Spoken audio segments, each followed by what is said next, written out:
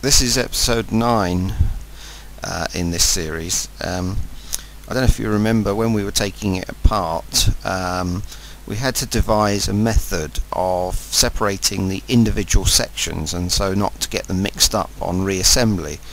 And the transmission in this case is actually divided into 6 different sections, starting, and they're basically clutch assemblies, so they go from A to F. And so the way that I did this was to devise a system where I had boxes that I'd labelled from A to F, and the individual sections of the clutch assemblies went into each box. So if you can imagine that the front clutch would be in A, and the end of the output shaft would be in F. And so these boxes that you see in the video are basically how we managed to keep every section separate from each other. In fact, the system worked very well, and in this particular case we managed to not make any mistakes about any of the parts.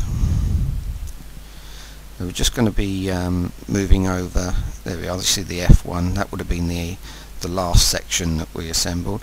These rings that are made out of aluminium are actually what we use to compress the clutches, so that we could remove the clips to the circlip that retained the clutches and so on. And so the small one was for that. That's the little piece of bar that we used to put the threaded rod through, that then would compress that ring down onto the clutches. You probably saw this in the earlier one. This larger plate here was used to compress the larger ones in the, probably I think it was D and E, which were quite large, and so we had to use the larger plate to compress them.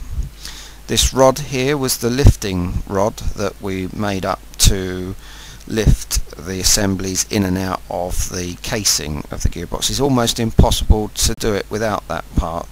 In the book they show you a picture of the actual tool that you can buy from ZF, which would have taken the place of our homemade device. As you can see, it's not looking much like the one in the book, but believe me, if you look here you can see that I'm lifting 2 of the clutches and the planetary gears back into the casing, and that is really the only way that you can do it, because you can't lift it by the outsides because it just falls apart. It has to have that rod down the centre, and you can see there that it is basically a very basic part. Probably costs a couple of £100 to buy from ZF, but we did it quite cheaply. There's some of the threaded rod that we used to compress the individual clutches so that we could take them apart. Just a simple piece of rod with a couple of nuts, and it's very easy to do, very easy to make. Here we have the larger ring that we used to compress, which was actually part of a light fitting originally, but it just shows you can use more or less anything providing it's got there.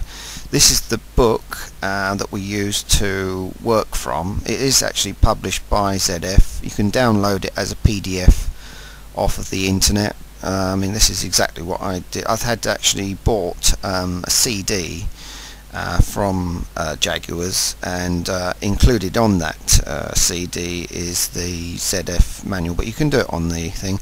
A lot of questions were asked of us as to what we used to clean the gearbox. This was bought from Screwfix. It actually is a solvent based cleaner. You can more or less buy it anywhere though. This was a biodegradable one.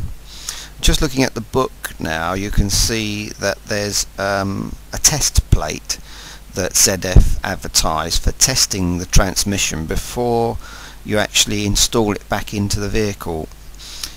We actually made that thing. There's a picture of one of the smaller compressors that you would use to compress the individual clutches. That's our equivalent to it. It doesn't look much like the thing in the book, but believe you, it does the same job, and that's basically all that we really wanted to do.